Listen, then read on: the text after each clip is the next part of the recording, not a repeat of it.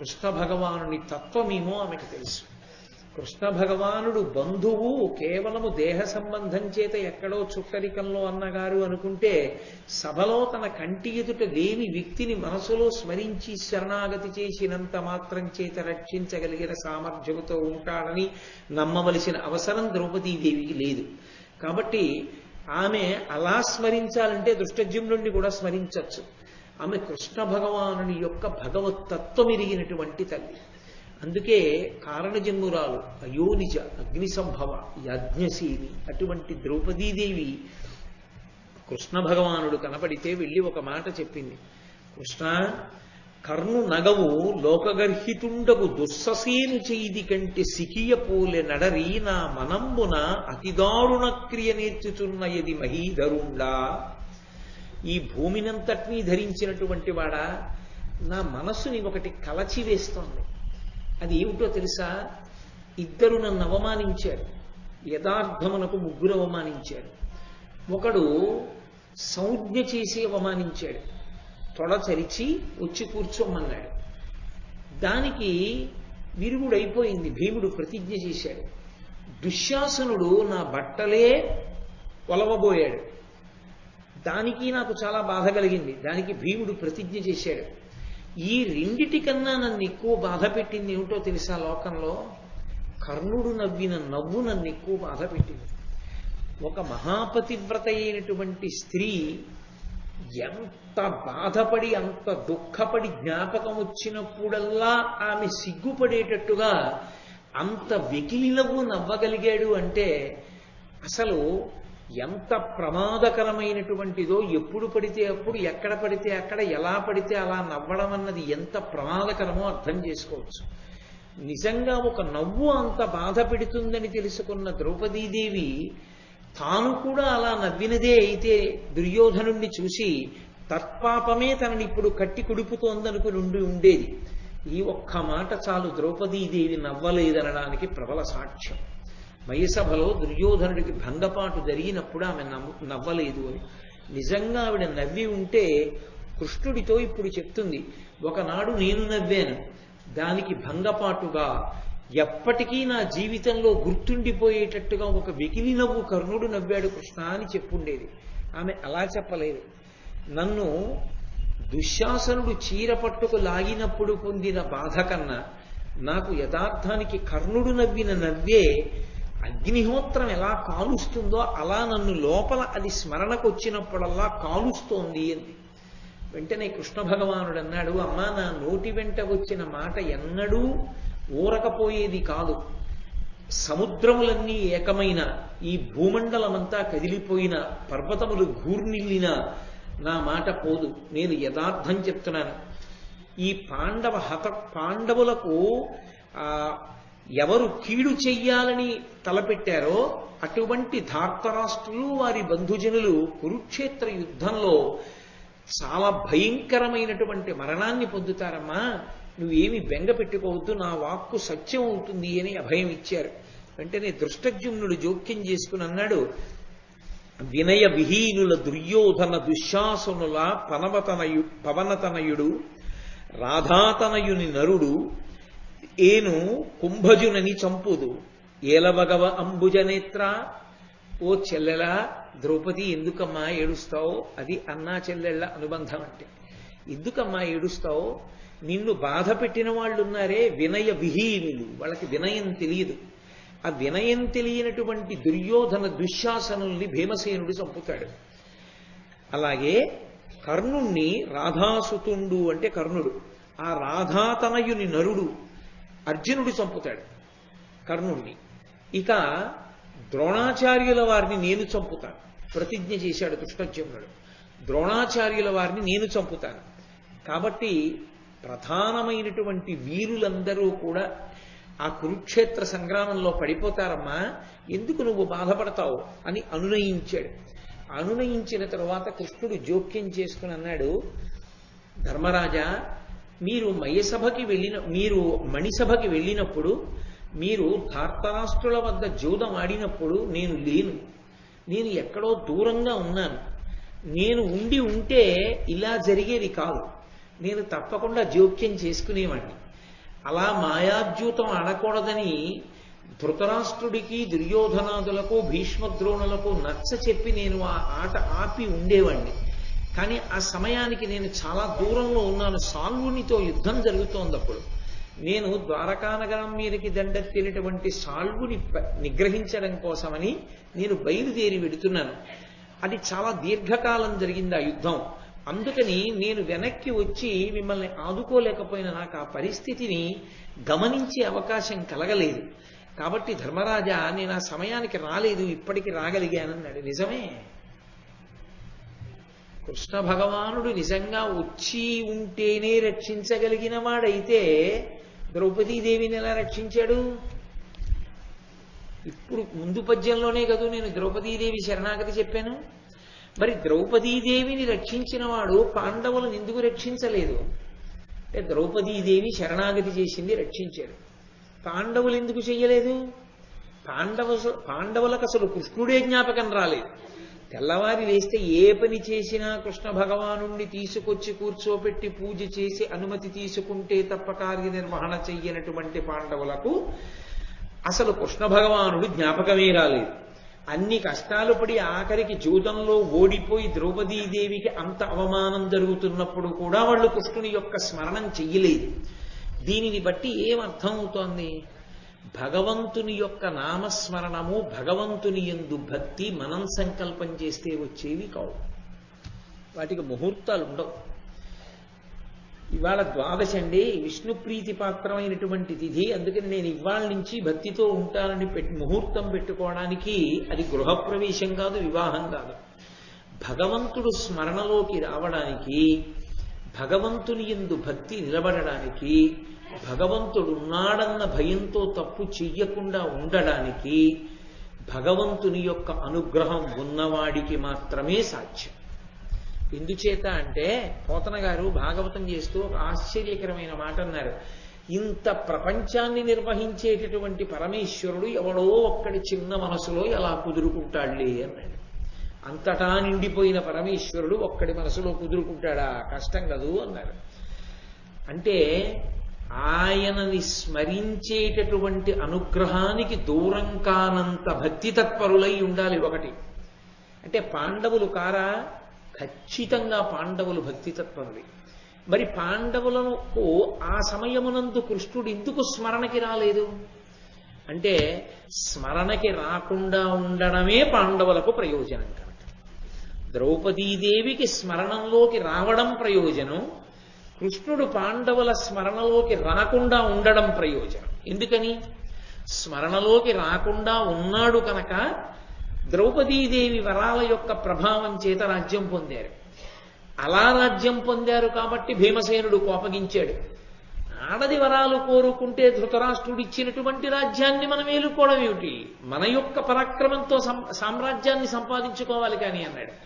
అలా అన్నాడు కాబట్టి అనుజ్యూతానికి ధర్మరాజు గారు వెళ్ళాడు కాబట్టి ఓడిపోయాడు కాబట్టి అరణ్యవాసం అజ్ఞాతవాసం చేశాడు. అరణ్యవాసం అజ్ఞాతవాసానికి వెళ్ళాడు కాబట్టి ఆ ప్రత్యేకమైన పర్వానికి వనపర్వము అని, అరణ్య పర్వము అని, ఆరణ్య పర్వము అని పేర్లు వచ్చాయి. ఎందుకని? వనవాసం చేశారు కాబట్టి వనపర్వం, అరణ్యమునందు తిరిగారు కాబట్టి అరణ్య పర్వం. ఆరణ్య పర్వం ఎందుకైంది అంటే వేదముల యందు ఆరణ్యకములు అని ఉన్నాయి. అంటే అవి ఉపనిషత్తులు. అవి భగవంతుని యొక్క స్వరూప దర్శనం చేయిస్తాయి. ఈ యొక్క పర్వమంతా కూడా భగవంతుని యొక్క స్వరూప దర్శనం, మంత్రోపదేశం, వివిధ రకములైనటువంటి దేవతలు ఎటువంటి ఉపాసనా బలం చేత మనల్ని అనుగ్రహిస్తారు, ఈశ్వరానుగ్రహాన్ని పొందడానికి ఉపాసన ఎలా ఉండాలి, ఈ రహస్యాలన్నింటినీ ఉపనిషత్తులతో సమానంగా చెప్పింది కాబట్టి ప్రత్యేకంగా ఈ పర్వం ఆరణ్య పర్వం. అది దానికి ఆ పేరు రావడానికి కారణం. అందుకే నిన్నటి రోజున ఇన్ని వేల మంది బ్రాహ్మణులకు నేను అన్నం ఎలా పెట్టగలను అని అడిగినటువంటి ధర్మరాజు గారికి ధౌమ్యుడు సూర్యోపాసన చెప్పాడు. సూర్యోపాసన చెప్తే ఆదిత్యుని అనుగ్రహం చేత ఇన్ని వేల మందికి అన్నం పెట్టగలిగినటువంటి స్థితిని ధర్మరాజు గారు పొందాడు. ధర్మరాజు గారే పొందాడా? సూర్య భగవాను నియమంతో ఆరాధించినటువంటి ఎవరైనా అటువంటి స్థితిని పొందుతారా?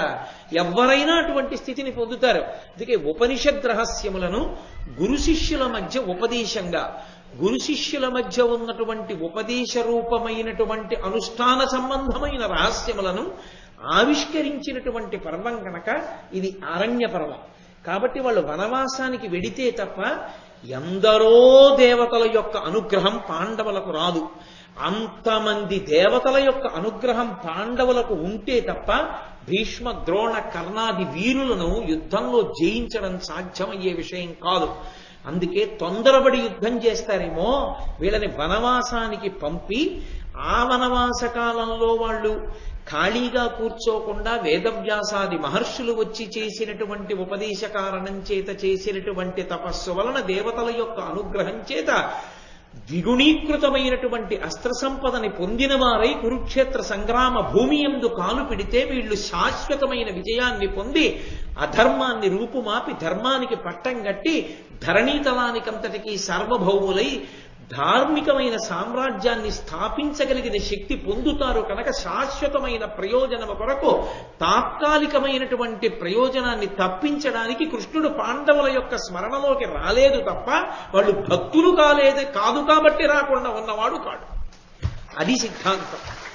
అందుకని సభాపర్వం వెనక ఈ పర్వం రావడానికి, ఈ పర్వానికి అన్ని పేర్లు రావడానికి కారణం అది. అందుకే ఈ పర్వం చాలా శక్తివంతమైనటువంటి పర్వం.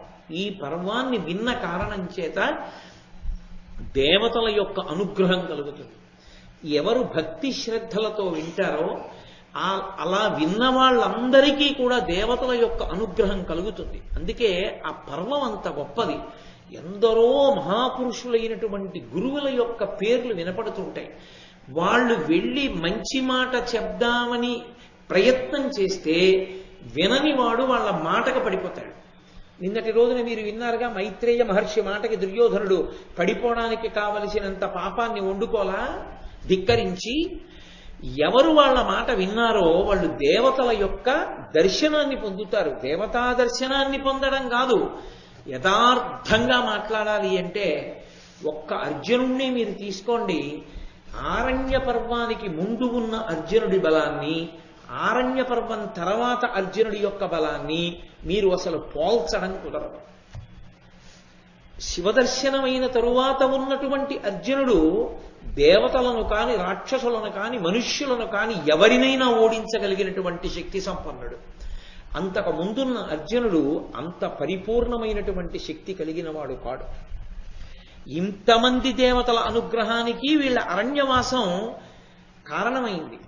అలా అనుగ్రహించడానికే కృష్ణుడు వాళ్ళ స్మరణలోకి రాలేదు. అంతే తప్ప పాండవులకు అప్పుడు స్మరణలోకి రాకుండా ఉండడం భగవంతుని యొక్క అనుగ్రహం లేకపోవడానికి హేతువని చెప్పడానికి అవకాశం లేదు. అందుకే కృష్ణుడు చెప్తున్నది సత్యం. నేను నీ దగ్గరకు రాలేకపోయాను, మిమ్మల్ని నేను రక్షించలేకపోయాను అన్న మాటలో అర్థం నేను మీ స్మరణలోకి వచ్చే అవకాశం కూడా మీకు ఇవ్వలేదు. కానీ అది తాత్కాలికం. ఇక్కడికిప్పుడు చేసినట్టు కనపడకపోవచ్చు ఉపకారం, కానీ శాశ్వతమైన ఉపకారాన్ని మాత్రం పరమేశ్వరుడు ధర్మాత్ములైన పాండవులకు చేస్తూనే ఉన్నాడు. కాబట్టి ధర్మరాజు గారు అన్నాడు, అంత దీర్ఘయుద్ధం ఏం జరిగింది, ఎవరితో యుద్ధం చేశావు చెప్పవలసింది అని అడిగాడు. అడిగితే ఆయన సాల్వుని యొక్క ఆఖ్యానాన్ని చెప్పాడు. సాల్వుడు అని ఆయన ఒకానొకప్పుడు భీష్మాచార్యుల వారి చేత ఓడింపబడ్డాడు. ఆయన శిశుపాలుడికి తమ్ముడు. శిశుపాలుడు రాజసూయ మహాయాగంలో శ్రీకృష్ణ భగవానుడికి చేసినటువంటి అగ్రపూజలో కృష్ణుణ్ణి అధిక్షేపిస్తే కృష్ణుడు తన సుదర్శన చక్ర ధారల చేత శిశుపాలుడి యొక్క తల నరికేశాడనేటటువంటి విషయాన్ని విన్నటువంటి సాల్వుడు కృష్ణుణ్ణి ఎలా అయినా నిర్జించాలనేటటువంటి ఉద్దేశ్యంతో ద్వారకానగరం మీదకి యుద్ధానికి వెళ్ళాడు. ఈ సాల్వుడు కాశీరాజు కుమార్తె అయినటువంటి అంబని వివాహం చేసుకోవాలనుకున్నాడు. యథార్థానికి అరణ్యకాండలో ఆ ప్రస్తావన లేదు, కానీ ఒక సమగ్రత కోసం నేను కలుపుతున్నాను.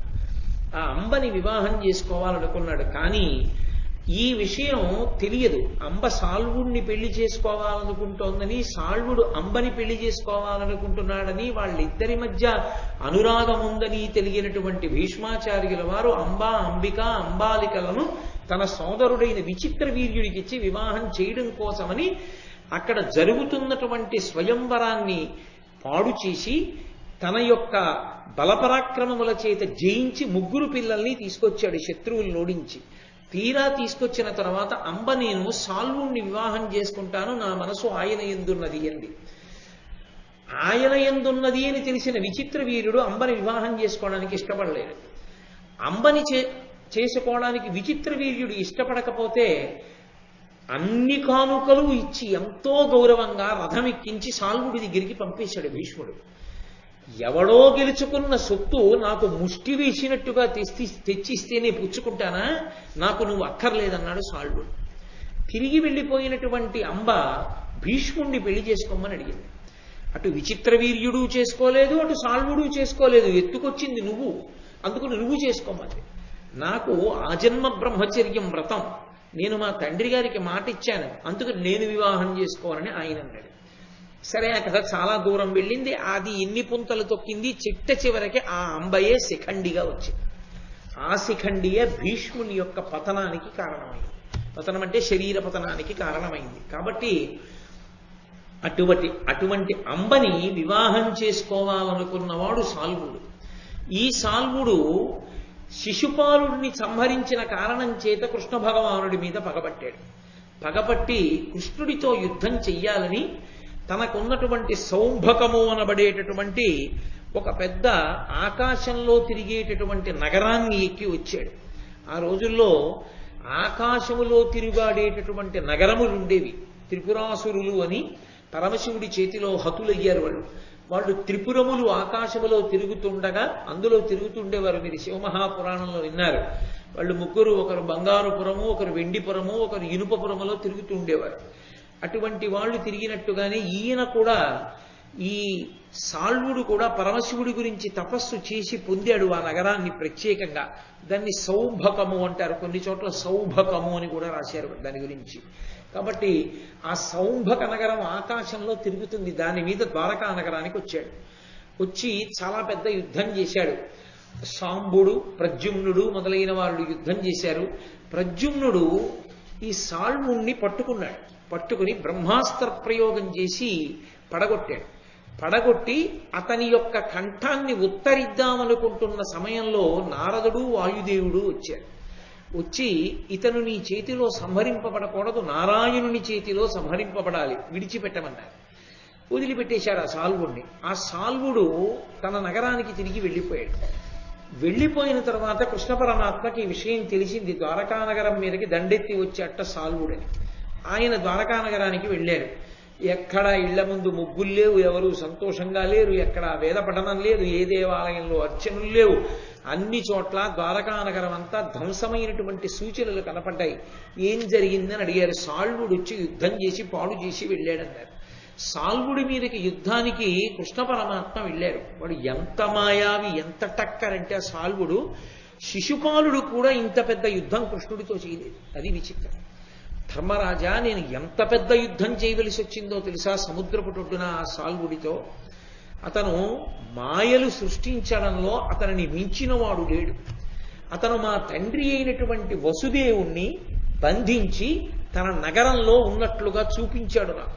ఏదో శ్రీరామాయణంలో సీతమ్మ తల్లిని సంహరించినట్టుగా ఇంద్రజిత్తు చూపించినట్టు, రామచంద్రమూర్తి యొక్క తల నరికి తెచ్చినట్లుగా సీతమ్మకి చూపించినట్టు, ఈయన మాయావసుదేవుణ్ణి సృష్టించి తన సౌంభక నగరంలో బంధించి ఉంచినట్లుగా చూపించి, ద్వారకా నగరం నుంచి వచ్చినటువంటి ఒక వేగులవాడు కృష్ణ భగవానుడితోటి మన పట్టణానికి వచ్చి అకస్మాత్తుగా ఈ సాల్వుడు వసుదేవుణ్ణి బంధీకృతుణ్ణి చేసి పట్టుకుపోయాడన్నాడు.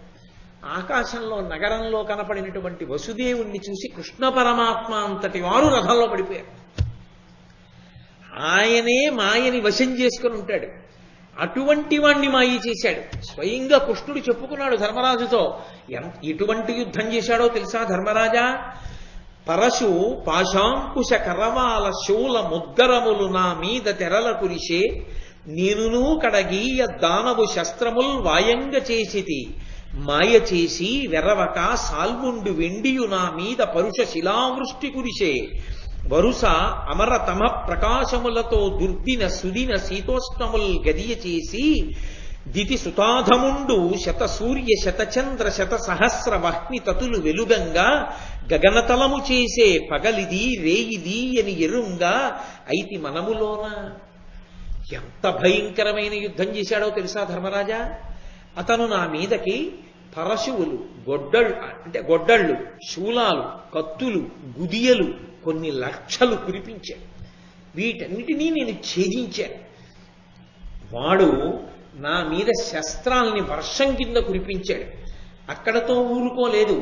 తన మాయ చేత 100 మంది సూర్యుల్ని సృజించాడు. అంత వెలుతురొచ్చేట్టుగా ఒకేసారి 1000 మంది చంద్రుల్ని సృష్టించాడు. కొన్ని వేల అగ్నిహోత్రాల్ని సృష్టించాడు. ఒక్కొక్క రోజున కటిక చీకటైపోయి సూర్యోదయం కానటువంటి రోజుల్ని సృష్టించాడు. అసలు సూర్యాస్తమయం కానటువంటి రోజుల్ని సృష్టించాడు. అక్కడతో ఊరుకోలేదు. అసలు ఇది రాత్రి ఇది పగలు అని తెలుసుకోవడానికి అవకాశం లేదు. ఎప్పుడు రాత్రి చేసేస్తాడో ఎప్పుడు పగలు చేసేస్తాడో అతనికే తెలియదు. అంత మాయ చెయ్యగలడు. నాకు ఏది రాత్రో ఏది పగలో నాకు తెలియరాలేదు. ఎవరు చెప్తున్నారు? కృష్ణ భగవాను. అంత చండ ప్రచండమైన యుద్ధం చేశాడు. ఆఖరికి నేను అతనితో అదే పనిగా యుద్ధం చేస్తూ దీర్ఘకాలం పోరు కొనసాగితే నా రథసారథి అయినటువంటి దారుకుడు నాతో ఒక మాట చెప్పాడు. ఇటువంటి దుష్టులతో ఎంతకాలం ఇలా దీర్ఘ పోరాటం చేస్తావు, తొందరగా తెమిల్చి పడగొట్టన్నాడు. అప్పుడు నేను నా సుదర్శనాన్ని స్మరించాను.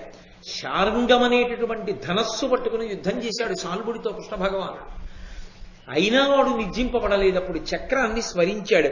తడయక ఘోరదర్శన సుదర్శన పావకు చే దహింపగా పడి పరమేశ్వరోగ్ర శరపావక దగ్ధ పురత్రయాభమై ఎడరి ధరిత్రి మీద పడియంచడి సౌంభకము అంత సాల్వుడుం పడియ మదీయ చక్ర పటుపాతరయంబున 2 వ్రయ్యలై.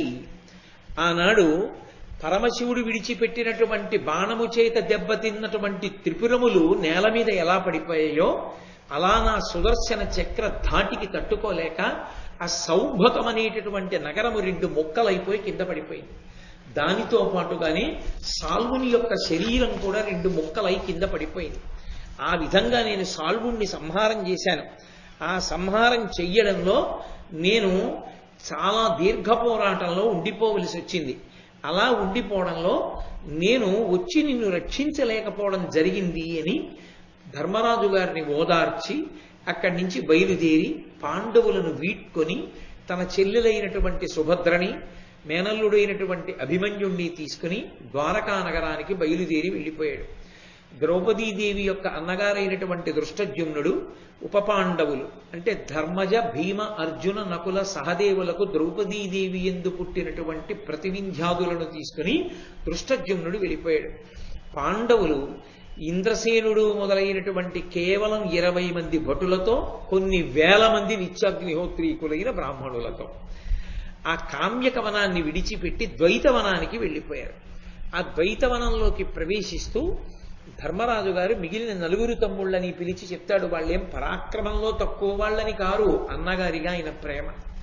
ఇక్కడ సింహ శార్దూల శరభాది మృగములు తిరుగుతూ ఉంటాయి. అనేకమైనటువంటి మాయలు కలిగిన రాక్షసులు తిరుగుతూ ఉంటారు.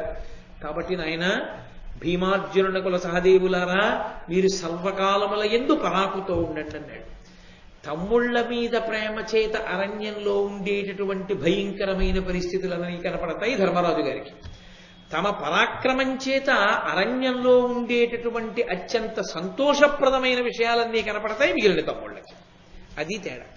అర్జునుడు అన్నాడు, అన్నయ్య ఆ సంగతి అలా ఉంచు, అసలు ఈ పద్మ సరోవరాలు చూడు, ఈ పర్వతాలు చూడు, వాటి మీద చెట్లు చూడు, కాయలు పళ్ళు, ఆ అరవిరిసినటువంటి పుష్పాలు, వాటి సౌరభం, ఆ లేళ్లు జింకలు, ఇంతమంది మహర్షులు తపస్సులు కుటీరాలు, ఎంత అందంగా ఉందన్నయ్య ఈ ద్వైతవనం, మనం సంతోషంగా ఇక్కడ ఉందాం అన్నయ్య అన్నాడు. ఆ ద్వైతవనంలో ఉండగా మహానుభావుడైనటువంటి మార్కండేయ మహర్షి వచ్చారు. ఆయన పేరు చెప్పుకుంటే చాలు పరమేశ్వర అనుగ్రహం కలుగుతుంది. ఆయన యుగ యుగముల నుండి ఉన్నటువంటి వాడు. మార్కండేయ మహర్షి యొక్క ఆయుర్దాయం అంటే అంత గొప్ప ఆయుర్దాయం. అందుకే నీకు మార్కండేయాయుష్య కలగాలరా అని ఆశీర్వచనం చేస్తారు. చంటి పిల్లలకి స్నానం చేయిస్తే మార్కండేయాయుష్యు నువ్వు పొందాలి అని ఆశీర్వచనం చేస్తారు.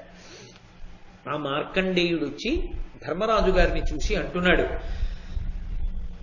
పితృని దేశమ్మున పృథివీశ్వరత్వంబు విడిచి సానుజుడై పవిత్ర చరిత జానకి తోడ్కుని చని వనంబునున్న రఘుకులనందను రాము తొల్లి చూచితి.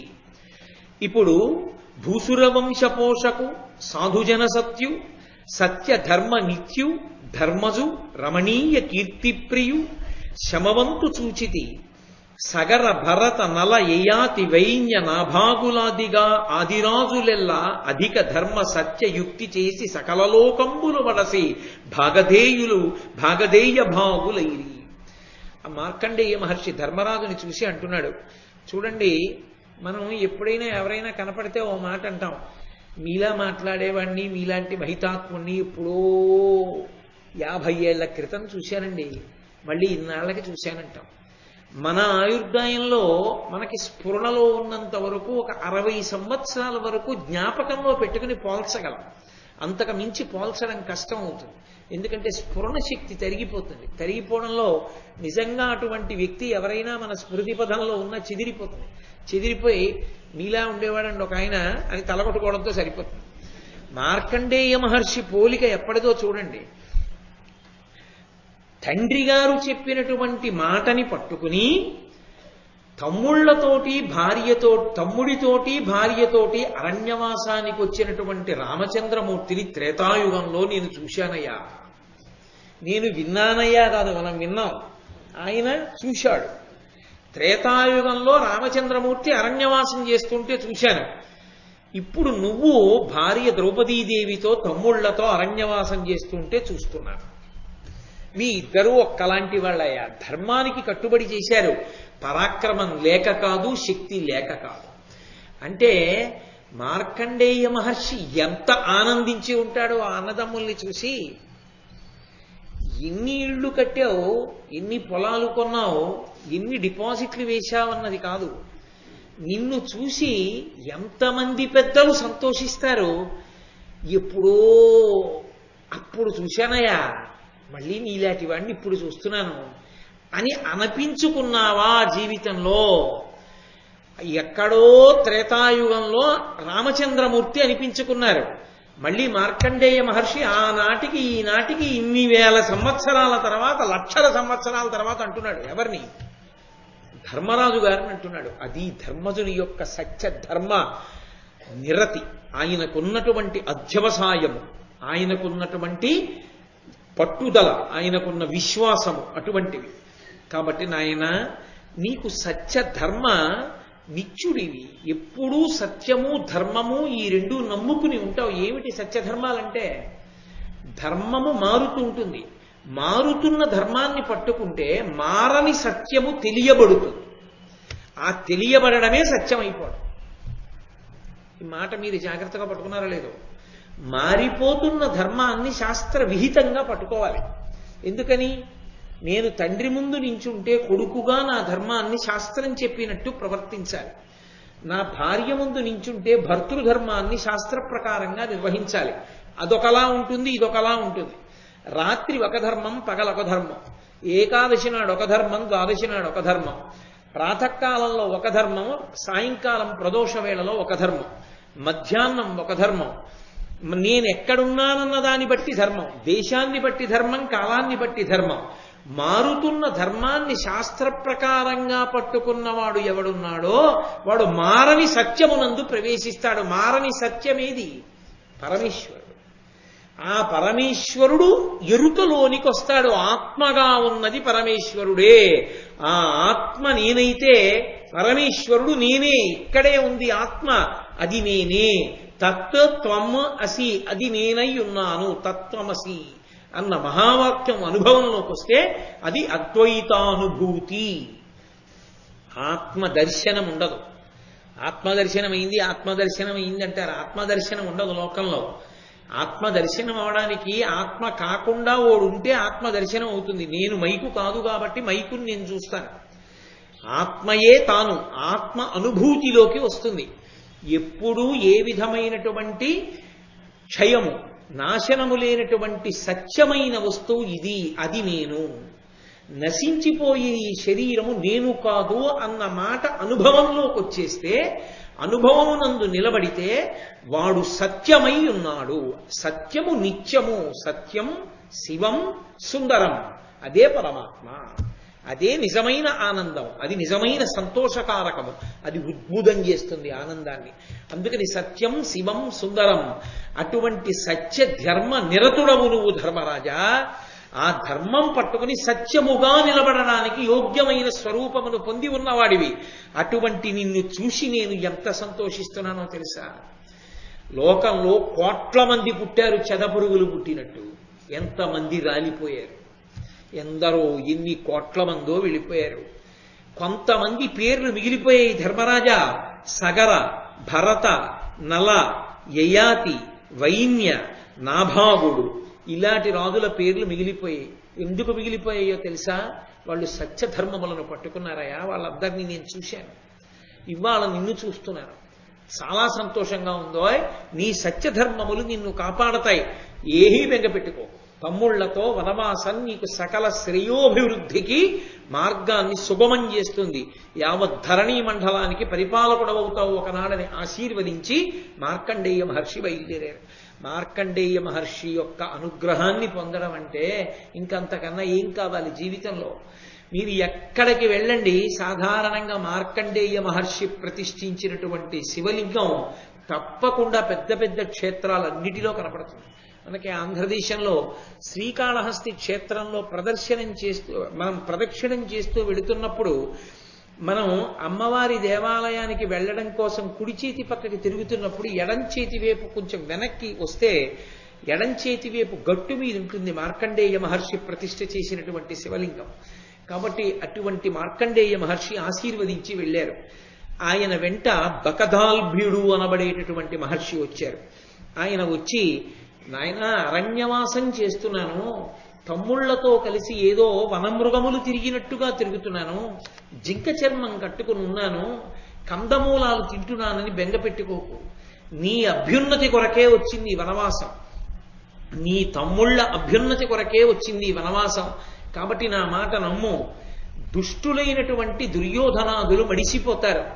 ఈ వనవాస కారణం చేతనే మీరు పరమేశ్వరానుగ్రహాన్ని పరిపూర్ణంగా పొంది రాబోయేటటువంటి కాలంలో ఈ ధరణీ మండలానికి అంతటికీ పరిపాలకులవుతారని ఆయన ఆశీర్వచనం చేసి వెళ్ళాడు. ఎందుకు ఇవన్నీ చెప్పడం? మనకి వీటిని విడిచిపెట్టకూడదా? ప్రధాన కథ యందు అంతర్భాగం కాదని వదిలిపెట్టకూడదా? వీటిని వదిలిపెట్టకూడదు. ఎందుకో తెలుసా? పాండవులు కూడా మనుష్యులే, మీరు ఎదర చూద్దురు గాని వాళ్ళు కూడా మనుష్యులైన కారణం చేత వాళ్ళ మనసులో ఒక భావన ఉంటుంది. అంతంత అంతఃపురాల్లో ఉన్నాం, అన్ని చీనాంబరాలు కట్టుకున్నాం, అంత వైభోగం అనుభవించాం. 13 సంవత్సరములు దుర్యోధనుడికి మాటిచ్చామని మన అరణ్యంలో ఉండవలసిన కర్మ మనకేమిటి? మన పరాక్రమంతో ఎదురు తిరిగితే వాడు కపటద్యూతంలో పొందాడు అవన్నీ. పరాక్రమంతో ఎదురు తిరిగితే ఏం చేస్తాడు? 13 ఏళ్ల యుద్ధం ఎందుకు ఇప్పుడు చేస్తే? మడిసిపోడా? రాజ్యం మనది కాదా? ఏమిటి కర్మ? ఎందుకు వచ్చింది మనకి వనవాసం అనిపిస్తూ ఉంటుంది. అలా అనిపించడం ధర్మం నుండి ఎప్పుడైనా చ్యుతిని పొందడానికి కారణమైపోవచ్చు. అలా అయిపోకుండా ఉండాలి అంటే మహాత్ములైన వాళ్ళు వచ్చి హెచ్చరిక చేస్తూ వెడుతూ ఉండాలి. మీరు సక్రమ పథంలోనే ఉన్నారు అని గుర్తు చేస్తూ ఉండాలి. అందుకే మహర్షులు వచ్చి మళ్లీ మళ్లీ ఆశీర్వచనం చేస్తారు. వాళ్ళ వాక్కే పాండవులకు అంగరక్ష, పాండవుల్ని అంత స్థాయికి తీసుకెడుతోంది. కాబట్టి ఆ బకదాల్భ్యుడన్న మహర్షి కూడా వచ్చి ఆశీర్వచనం చేసి వెళ్ళారు. ఒకనాడు ధర్మరాజు గారు కూర్చుని ఉన్నాడు. ద్రౌపదీదేవి వచ్చింది. నేను మీతో అన్నాను కదా ఎందుకు ఇంతమంది మహర్షులు రావలసిన అవసరం ఉంటుంది అని.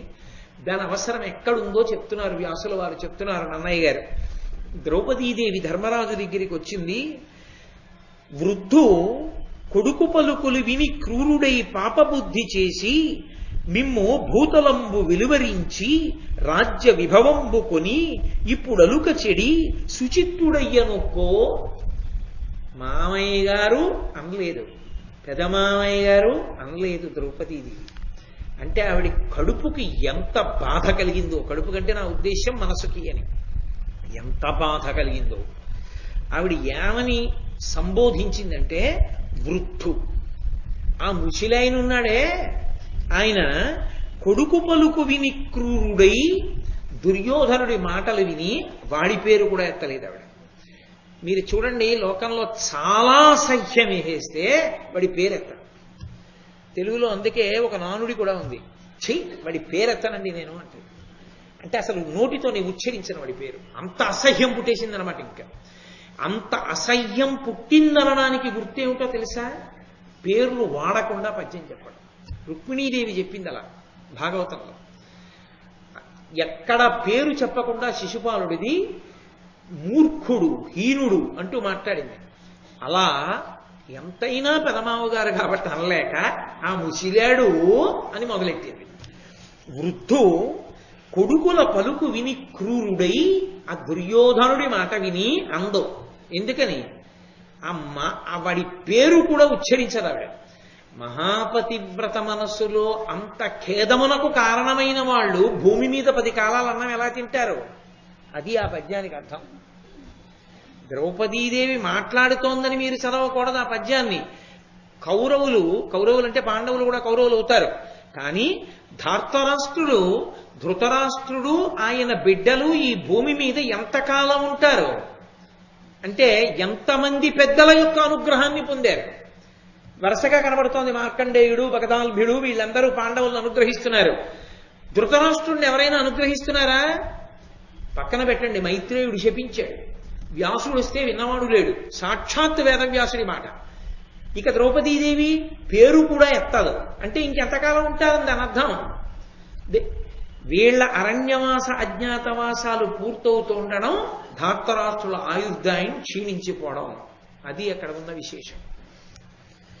ధర్మానుష్ఠానము చేత వీళ్ల బలం పెరగడం, వీళ్లు కష్టపడడానికి చేసినటువంటి మాయాద్యూతం వలన వాళ్ళ పాపం పెరగడం, వీళ్ళకి వాళ్ళు అన్నంగా వండబడుతున్నారు. ఇది వాళ్ళకి తెలియక భోగిస్తున్నాం అనుకుంటున్నారు. లోకంలో ఎక్కడైనా అంతే. ఒకడిని ఏడిపించి నువ్వేదో తెచ్చి నువ్వు అనుభవిస్తున్నది నేను అనుభవిస్తున్నాను నువ్వు అనుకుంటావు. కానీ వాడి ఏడుపు ఏడిచి వాడు ఏడుస్తున్న కొద్దీ నువ్వు పడిపోవడానికి కావలసినంత పాపం వండబడుతూ ఉంటుంది నీ ఖాతాలో. అందుకే ఒకడు ఏడిచేటట్టుగా ఎవడిది తెచ్చి మనదిగా అనుభవించకూడదు. మనకు బలం ఉంది కదా అని. బలం ఉన్నా బుద్ధున్నా ఆ పనులు చేయకూడదు, చాలా తప్పవి. కాబట్టి నిమ్ము భూతలంబు విలువరించి రాజ్య విభవంబు కొని ఇప్పుడలుక చెడి సుచిత్తుడయ్యనొక్కో. మిమ్మల్ని పాండవుల్ని ఈ భూమండలం మీద పరిపాలన చెయ్యకుండా చేసి అడవులకు పంపించేశాడు కదా, ఇప్పటికైనా కడుపులో కోపం తగ్గి ప్రశాంతంగా ఉంటాడంటారా అని అడిగింది. అడిగి ఆ దురాత్మ హృదయమది అయపాషాణ నిష్ఠురంబు ధర్మ విధులు మిమ్ము అట్లు కొడుకు లెగ్గులాడంగబోయిన వలదనండ కలహవాంఛ చేసి. ఆవిడికి ఎంత బాధ వేసిందో మనసులో. ఆ దురాత్మ హృదయము అది అయపాషాణము. ఆ దురాత్మ ఎవరు? మళ్ళీ పేరు చెప్పలేదు. ఆ ధృతరాష్ట్రుడు ఉన్నాడే, ఆయన యొక్క మనస్సు అది మనస్సు కాదు, అది అయపాషాణం. అది ఇనప ముద్ద, అది బండరాయి, అది కరగదు. అందుకే నిష్ఠురంపు ధర్మనిధుల మిమ్ము అట్లు కొడుకు లెగ్గులాడంగబోయిన వలదనండ కలహవంచ చేసి. అందుకే మిమ్మల్ని తన కొడుకులు తూలనాడుతుంటే, ఇష్టం వచ్చినట్లు మాట్లాడుతుంటే, తప్పురా మీరు అలా మాట్లాడచ్చా అని ఒక్క మాట అనలేకపోయాడు. తన గురించి కాదు ఆవిడ ఏడుస్తున్నది, తన భర్తల గురించి. అది ఆమె పాతివ్రత్యం, అది ఆవిడ బాధ. అని భవదాజ్ఞానిగళంబున తవిలి పరాక్రమము విడిచి ధరణీశ్వర నీ యువరజులు ఇడుమలబడికడు చివికిరి చెరబడిన సింహ శిశువుల భంగిన్. నువ్వు ఇలా అన్నావు, వద్దురా అన్నావు, ఇలా నువ్వు అన్నందుకు ఆగిపోయారు నీ నలుగురు తమ్ముళ్ళు తెలుసా ధర్మరాజా? నువ్వే ఇలా అనుంటే వాళ్ళు ఎవరు ఉండేవారు కాదు. నువ్వు ఇలా అనలేదు, ఇలా అన్నావు. వాళ్ళు నీ యందు ఎంత భక్తి ప్రపత్తులు కలిగిన వాళ్ళు ఆలోచించు. వాళ్ళు సింహం పిల్లలు లాంటి వాళ్ళు. ఇవాళ వాళ్ళని తీసుకెళ్లి బోనులో పెట్టిన సింహం పిల్లల్లా ఉన్నారు. బోనులో పెట్టిన సింహం పిల్లే, కానీ లోపల నేనుగా బతకలేకపోతున్నానని బాధపడుతున్న సింహం పిల్ల ఎలా ఉంటుందో అలా బాధపడుతున్నారు. ఎందుకని అన్న నీ చేతి సంజ్ఞ వాళ్ళకు అడ్డొస్తోంది. నీకు కోపం రాదా? ఇలాగే అంటావే, చక్కగా అరణ్యవాసం చేస్తూ గడిపేస్తున్నావే. ఏరా మనకెందుకురా ఈ కష్టాలని నువ్వు ఒక్క మాటను. వాళ్ళు వెళ్ళి పడిపోరు దుర్యోధనాదుల మీద. ఎన్ని సుఖాలు అనుభవించవలసిన వాళ్ళయా. పట్టుపాంపుల మీద పడుకోవలసినటువంటి వాళ్ళు కటిక నేల మీద పడుకుంటున్నారు. మృష్ణాన్న భోజనం చెయ్యవలసిన వాళ్ళు మునుల్లా కందమూలాలు తెచ్చుకుని తింటున్నారు. అనేక మంది మహారాజులు వచ్చి ప్రతిరోజు పాదపీఠం మీద పెట్టబడినటువంటి నీ పాదములకు నమస్కరించినటువంటి కారణం చేత రాజుల యొక్క కిరీటములలో పొదగబడిన మణుల కాంతుల చేత ఎరుపెక్కవలసిన నీ పాదములు అరణ్యములలో తిరిగిన కారణం చేత పర్వతముల యొక్క గైరికాది ధాతువులు అంటుకుని ఎరుపెక్కి ఉన్నాయి.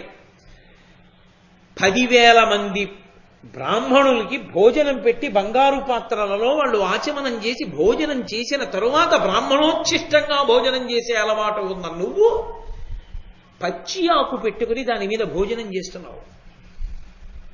ఎక్కడో అంతఃపురంలో కమ్మని భోజనం చెయ్యవలసినటువంటి ధర్మరాజా ఇవాళ దుంపలు, తేనె, కాయలు, పళ్ళు ఏరుకు తెచ్చుకు తింటున్నావు. 10,000 ఏనుగుల బలం కలిగినటువంటి భీమసేనుడు కేవలం కాయలు, పళ్ళు, దుంపలు తిని చిక్కిపోయాడు. 5 బాణములను ఏకకాలంలో ఏ చేతితోనైనా విడిచిపెట్టగలిగినటువంటి కవ్వడి అయినటువంటి పార్థుడు అర్జునుడు ఇవాళ తన గాంధీవానికి, తన పౌరుష పరాక్రమాలకి, తన ధనుర్విద్యకి అవకాశం లేక జంతువుల వెంట పరిగెత్తి బాణాలు వేసుకుంటున్నాడు. సౌఖ్యాలకే అలవాటు పడినటువంటి నకుల సహదేవులు పరమదీనులై అరణ్యవాసం చేస్తున్నారు. మనుష్యుని యందు 2 ఉంటాయి. ఒకటి ఓర్పు, 2 పరాక్రమము. ఈ 2 ఒకదాన్ని ఒకటి ఆపుకుంటూ ఉంటుంది. ఎంతో పరాక్రమం ఉన్నవాడు విజృంభించలేదంటే కారణం ఏమిటి? ఓర్పు. ఓర్పు పట్టి తేజస్సుని అణిచేసుకుంటున్నాడు. ఒకానొకప్పుడు బలిచక్రవర్తి తన తాతగారైన ప్రహ్లాదుడిని అడిగాడు, ఓర్పు గొప్పదా పరాక్రమం గొప్పదా అని అడిగాడు. ఊరే, ఎంతో పరాక్రమం ఉండి కూడా అర్థరహితంగా ఓర్పు పట్టడం మంచిది కాదు. ఎంతో పరాక్రమం ఉంది కదా అని ఓర్పు విడిచిపెట్టి యుద్ధానికి వెళ్ళడము మంచిది కాదు. ఎంత ఓర్పు పట్టాలో అంత ఓర్పు పట్టాలి. ఎప్పుడు పరాక్రమం ప్రదర్శించాలో అప్పుడు పరాక్రమం ప్రదర్శించాలి. రెండిటినీ నమ్మాలి తప్ప, రెండిటినీ ప్రదర్శించాలి తప్ప ఏదో ఒకటి పట్టుకుని రెండవదాన్ని అణిచేయడం వ్యక్తి వికసనానికి మార్గం కాదు సుమా అని ఆనాడు ప్రహ్లాదుడు బలిచక్రవర్తికి చెప్పాడు. ఓ ధర్మరాజా, నువ్వు ఆ మాట ఎందుకు పాటించట్లేదు? నువ్వు ఓర్పు పట్టి ఉండడానికి అవతల వాళ్ళు కూడా ఏదో నీతో ఒక్కసారి జూదమాడి నిన్ను అరణ్యానికి పంపించిన వాళ్ళైతే ఊరుకోవచ్చు. తప్పు మీద తప్పు చేస్తున్న వాళ్ళు ధార్తరాష్ట్రులు. ఒకసారి మాయార్జూతమాడి రాజ్యభ్రష్టుల్ని చేసి నన్నెంతో అవమానించారు. ఏదో ధృతరాష్ట్రుడు రాజ్యం ఇచ్చాడు, వెళ్ళిపోయాం. మళ్లీ మాయార్జూతానికి పిలిచారు. మళ్లీ 12 ఏళ్ల అరణ్యవాసం, 1 సంవత్సరం అజ్ఞాతవాసం అని విషపెట్టి మళ్లీ మమ్మల్ని పంపించారు. మనని ఇంత బాధ పెడుతూ, కవ్విస్తూ, అవమానం మీద అవమానం చేస్తూ, తప్పు మీద తప్పు చేస్తున్నటువంటి కౌరవుల పట్ల తేజస్సుని ప్రకటించవలసిన సమయం ఆసన్నమైనప్పటికీ ధర్మమన్న మాట అడ్డుపెట్టి ఓర్పు వహిస్తూ నువ్వెందుకు పరాక్రమంతో విజృంభించట్లేదు? ఎందుకు నీకు కోపం రాదు? నీకు అసలు కోపం రాదా? కోపం వచ్చి నీ తమ్ముళ్లతో మాట్లాడవా? ఎప్పుడు ఓర్పు అన్న మాట ఒక్కటే నమ్ముకుంటావా? నీ చరిత్రలో పరాక్రమం అన్న మాటకి స్థానం లేదా? ఎన్నాళ్ళు ఇలా ధర్మం అన్న మాట చెప్పి ఇలా కూర్చుంటావు, అరణ్యవాసం చేస్తావు? ఎన్నాళ్ళు నీ తమ్ముళ్ళు కష్టాలు పడాలి? నేనన్న మాట ఆవిడ వాళ్లేదు. ఎన్నాళ్ళు కష్టాలు పడాలి? నాకు కాదయా కష్టం, మీ కష్టాలు చూసి నేను బాధపడుతున్నాను. నీ సేవ నాకు సంతోషం ఎక్కడున్నా. కానీ ఈ కష్టాలు ఎన్నాళ్ళు నీ పరాక్రమంతో విజృంభించవా? నీకు కోపం రాదా? నీకు కోపం వచ్చి ఒక చిటికిలా వేసి వెళ్ళిపోతారు మిగిలిన నలుగురు, వెళ్ళి మీద పడిపోతారు. ఎందుకనవా మాట అంది. అంటే ధర్మరాజు గారే ఆయన అన్నాడు, కోపం తెచ్చుకోమని కదా ద్రౌపది చెప్తున్నావు, నోర్మై నీకేం తెలుసు అని కూడా కోపం తెచ్చుకోవచ్చు. కానీ ఆయన ఆపాటి కోపానికి కూడా వశుడు కాలేదంటే ఎంత పరిశీలించుకుంటా ఉంటాడో చూడండి తనని తాను. ఎందుకో తెలుసా, బయట నుంచి వచ్చేదైతే కనపడుతుంది, వచ్చేస్తోందని తప్పుకోవచ్చు. మళ్ళీ ఎక్కడ నుంచి వస్తోందో మనకి తెలియదు, ఫలానా చోటు నుంచి వస్తుందని ఉండదు. రావడానికి అదును కోసం ఇక్కడ కూర్చుంటుంది. కామక్రోధశ్చలోభశ్చ దేహే తిష్టంతి తస్కరాహ జ్ఞానరత్నాపహారాయ తస్మాత్ జాగ్రత్త. కోపం వచ్చిందంటే రావడానికి ఎక్కడి నుంచో రాదు, లేచింది, ఇక్కడే ఉండి పైకి లేస్తుంది అవకాశం చూసుకొని. పట్టుకుందా, ఏమిటో మీకు కోపం రాదా అంటున్నావు, కోపం వస్తే ఒక్క ధార్తరాష్ట్రుల్నే చంపమంటానని అనుకోకు.